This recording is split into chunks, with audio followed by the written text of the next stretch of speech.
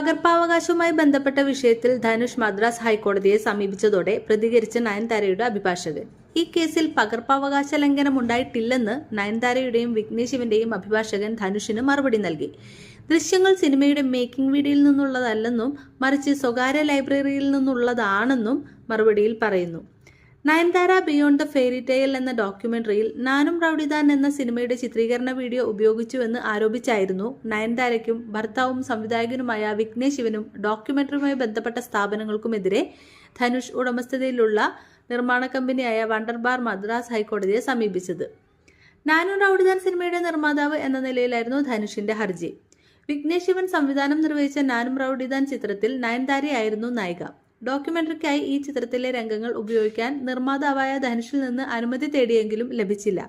തുടർന്ന് ചിത്രത്തിലെ പാട്ടിന്റെ കുറച്ചു ഭാഗവും ചിത്രീകരണ വീഡിയോയും ഉപയോഗിച്ചു. തുടർന്ന് 10 കോടി